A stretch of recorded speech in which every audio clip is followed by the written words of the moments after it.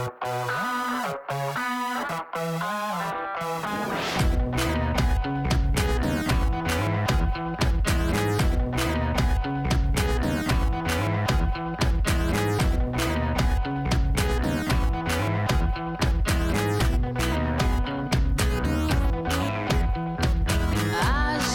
letra pra essa moça. Hoje nós vamos ter aquela conversa sobre práticas educativas promotoras de saúde.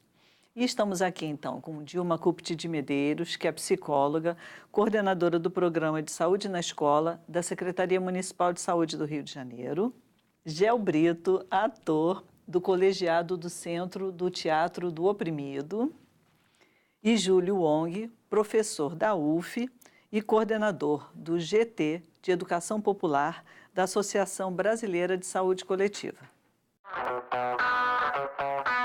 Eu acho que uma prática para promover a saúde, ela necessariamente tem que ser educativa. E tem que ser educativa de um jeito profundo e transformador.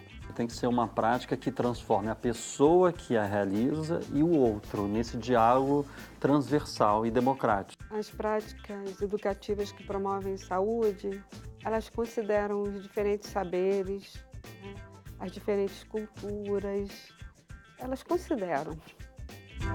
Para vocês, o que é uma prática educativa promotora de saúde?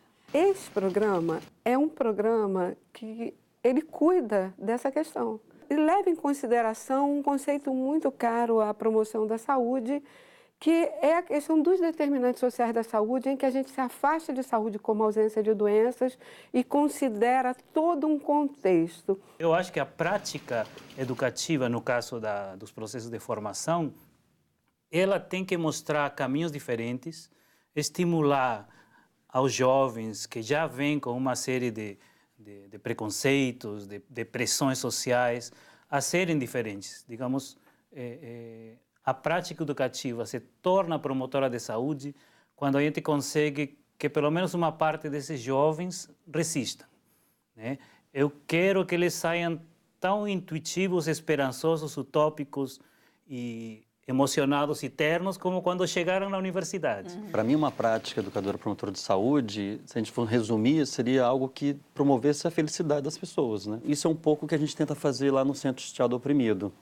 A gente trabalha com a realidade das pessoas, né? Eu não sou um profissional diretamente de saúde, né? Não sou um médico, mas o que a gente tenta fazer? A gente tenta trabalhar com uma metodologia onde as pessoas vão colocar suas próprias realidades e, a partir dessa realidade, ver os problemas, as opressões do cotidiano que eles vivem, das dificuldades, muitas vezes as dificuldades de relacionamento dentro do próprio trabalho, né? A dificuldade dentro de casa, e ver, teatralizando essas situações, ver como é que a gente busca alternativas para que elas sejam felizes, para que elas sejam literalmente saudáveis, né? Eu me lembro de uma peça que vocês fizeram sobre violência e o público era de agentes comunitários de saúde. E ninguém conseguia interferir naquela situação. Eles diziam, mas eu não posso fazer nada enquanto não mudar o contexto, entendeu, político. E a gente dizia, mas nada mesmo?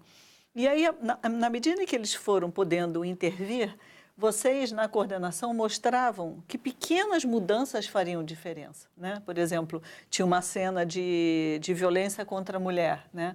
O fato dela conhecer seus direitos, o fato dela saber aonde recorrer, né? Com quem contar, já interferia naquela situação. Eu fui, por um tempo, diretora de uma unidade de saúde que atendia adolescentes. E era muito claro quando você sentava com o adolescente e começava a conversar e falar dos seus direitos, né? Olha, você tem direito, você pode mudar, e você começa a mostrar alguns caminhos e como a gente via acontecer a partir de um diálogo. Não precisava tanta coisa, era apenas ouvir e apresentar algumas outras propostas. Isso é fundamental, acreditar na mudança. É um simples diálogo, né? Não o quanto consigo. exige do profissional, né, preparo para poder dialogar. Nós sempre partimos da ideia de que nosso saber é o correto e o superior. E que as pessoas, nossos pacientes, as famílias, a população em geral nas comunidades, eles têm um saber que é inferior, né? Quando, na verdade, são conhecimentos, culturas diferentes. né? E para você estabelecer o diálogo, falava o Vitor Vala, há uma necessidade de você reconhecer que eles produzem cultura, que eles produzem conhecimento, que é tão válido quanto o nosso profissional e da academia, né? A metodologia e as práticas educativas, elas têm que ter essa dimensão histórica. É histórico, é crítico e tem essa dimensão da beleza, estética, da arte, que Paulo Freire e o Augusto Boal gostavam de valorizar tanto, né? E eu acho que também a dimensão do protagonismo, né? Porque quando você, né, valoriza o protagonismo desses sujeitos, a gente tem mais experiência com a questão do protagonismo dos adolescentes, né, e dos jovens. Mas você pode trabalhar, na verdade, com qualquer, enfim, ator social. E aí você está construindo junto com eles. Então, você supera um pouco essas barreiras da linguagem e um aprende junto com o outro, né? Você usa técnicas que estão muito mais relacionadas à cultura daquele grupo, né? Que respeita um pouco aquela história, né? A cultura daquela comunidade. E o protagonismo tem a ver justamente com a questão metodológica, do jeito de fazer. Quando, por exemplo, os adolescentes viram protagonistas do processo, eles vão fazer de um jeito que não era o que nós, os profissionais, os mais velhos, pensávamos que devia ser feito. Para nós, às vezes, esse negócio está muito bagunçado, mas o protagonismo deles é a construção de uma bagunça criativa, né? Eu não sei mesmo o que está acontecendo, não. Tá bom? Tô sentindo muita, às vezes, aperto no meu coração, dor. E assim, Meu amor, não? não. De repente pode ser o amor e você não sabe. Você cresceu um pouquinho, Gabriela. Não muito, só um pouquinho, mas... A gente não pode fazer uma foto de um momento e até de uma roupa, né? De uma maneira de se comportar que aquele adolescente está... Ah, veio, mas olha só que saia curta, olha... Então, a gente não pode fazer isso, a gente tem que pensar nesse processo, desse crescimento. Isso é lindo, isso. A gente até já fez isso, concretamente. No começo de um projeto, a gente tirou a foto dos jovens, tirou a foto no meio, em vários momentos até o final. Então, a foto era outra completamente diferente, né? Que é essa questão dos conhecimentos complementares, do diálogo. Né? A gente tem que dialogar, mas como é feito esse diálogo? Porque hoje em dia, a gente não pode dizer necessariamente que não falta mais diálogo, mas, assim, como é que se escuta e como você vai passar essa informação? Estou lembrando do trabalho que a gente fazia, que era justamente os próprios jovens que fizeram uma peça sobre essa questão do uso da camisinha e a gente se apresentava nas escolas para discutir, para falar sobre a distribuição de camisinha. E, normalmente, os jovens... Imagina, você fala sobre sexualidade dentro da sala de aula, tudo calado. Então, a partir do teatro, como eles puderam se colocar, puderam fazer perguntas, faziam perguntas até às vezes anônimas, botavam numa caixa. E como foi indicado até que o número de jovens aumentou, né, na busca de preservativos dentro de um posto de saúde. Eu queria pegar seu exemplo da camisinha, que eu achei muito bom, para dar justamente essa outra dimensão da promoção da saúde que a gente está falando, né? Um dos eixos da promoção de saúde é justamente o desenvolvimento de habilidades. E muitas vezes a gente vê as pessoas querendo estimular o uso de camisinha, falando da coisa concreta da camisinha, né? Do selo do Inmetro, como é que abre. É ótimo, né? Isso também é importante, mas não discute essa outra dimensão do diálogo, da assertividade, da relação de gênero, né? Da tomada de decisão. Quer dizer, são outros elementos e que, às vezes, podem ser trabalhados numa questão que não tem nada a ver com saúde, né? E isso mostra também aquilo que a Dilma estava falando, da importância da interdisciplinaridade. Às vezes, essas outras dimensões vão ser mais bem trabalhadas por uma professora, né, que vai fazer uma coisa que não tem nada a ver com saúde, mas que vai ter uma repercussão importantíssima, né, nas decisões desses jovens. Quando a gente vai trabalhar com adolescente, a gente esquece a dimensão das relações. Eles querem falar mais de amor do que de camisinha, eles muito mais. Isso é uma experiência de sempre. A gente, tecnicamente, protocolarmente, né, a gente quer falar de uso de camisinha, mas e não vai falar de amor, e a gente precisa falar das relações. Eu transformei tanto as aulas como as provas em brincadeiras. Eram jogos RPG, que os meninos incorporavam personagens, depois gravavam um programa de rádio no celular. Então, a prova final foi um programa de rádio, um podcast, que cada grupo criou com uma cena da história da medicina, desde a época de Hipócrates, a peste negra, até Oswaldo Cruz e a revolta da vacina. Então, assim, a gente tem que ir inovando, incorporando as coisas que para o jovem ou para os educandos, no caso, são importantes, sempre estar antenado, né?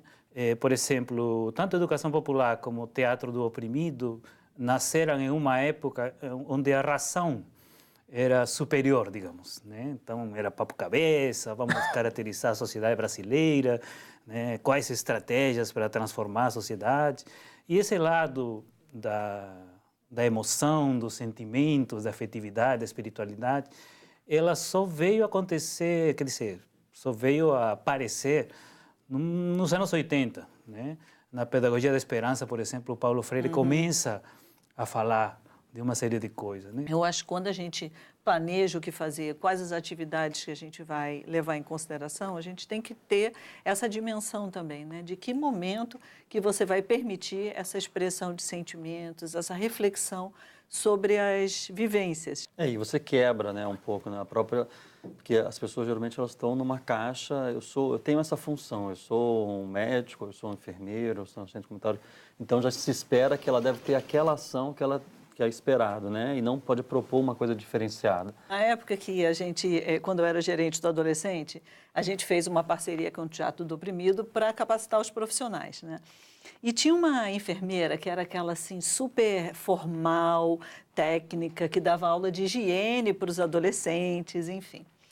E aí, quando a gente foi fazer a avaliação do curso, ela me trouxe a seguinte história, que ela tinha pensado em fazer uma atividade sobre uso de drogas. E ela ia usar uma dinâmica do vampiro, que você tem que, enfim, você vampiriza e se por acaso aquela pessoa for um ser humano, ela dá um berro, não é isso?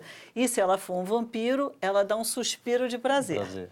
E aí ela disse que quando começou a fazer, prestou atenção, que os berros eram assim, histéricos, e que os suspiros eram totalmente sem graça, assim, E aí ela falou, eu acho que eu vou discutir o prazer na vida dos jovens. Aquilo para mim, assim, foi a coisa mais linda, porque de uma pessoa que estava pensando em fazer uma coisa mais formal sobre drogas, ela, na verdade, ela acabou indo na essência da discussão. Então, ela conseguiu, mas ela se abriu para essa possibilidade, né? Eu penso que a gente tem que resgatar esse nosso papel, né?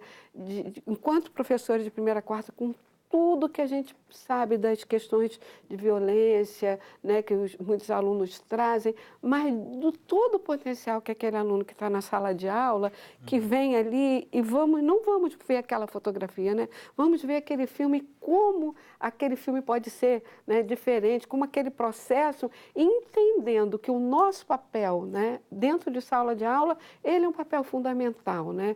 A gente trabalhava muito lá na gerência de adolescente com um texto de uma assistente social que falava sobre resiliência. Nós estamos na saúde, eu hoje, né, sou profissional da saúde. Quando a gente vai olhar os nossos piores indicadores, todos eles estão correlacionados com baixa escolaridade. Ou a gente trabalha junto para melhorar isso, ou a gente não melhora a situação do nosso país. Acho que isso é uma forma de promoção da saúde, por exemplo. Você está colocando o que você quer fazer, mas você está vendo também, né, as possíveis consequências do que aquilo pode realizar. Então, acho que quando você trabalha com um profissional, onde ele vê a sua realidade e consegue colocar os seus desejos, e consegue dialogar para os vários profissionais, para os usuários e tudo mais, você está promovendo essa saúde dele e dos usuários de uma forma geral. Dependendo da abordagem, e no caso dos que estamos conversando aqui, temos uma abordagem crítica, mais ampliada, eu acho que a promoção da saúde é uma questão de cidadania, é uma construção de cidadania. Só que é uma construção complexa que deveria incorporar as dimensões culturais, a diversidade, né? As dimensões afetivas, né? As dimensões da injustiça. Né? E é uma cidadania crítica que a gente deveria construir. A gente acredita no teatro do oprimido que o teatro em si não faz nada, quem faz são as pessoas organizadas. Então a gente tem um conceito que a gente chama ações sociais concretas e continuadas. Até porque a partir do momento que você realiza uma transformação, você vai buscar uma outra, né? A gente está sempre buscando que o nosso mundo seja o melhor possível, então ele está sendo construído, né? Ele não é feito, está sendo em construção. Então, quando a gente faz um projeto, a gente sempre busca o máximo de parcerias. Eu acho que é suficiente você já ir semeando, né? Eu acho que nós somos semeadores.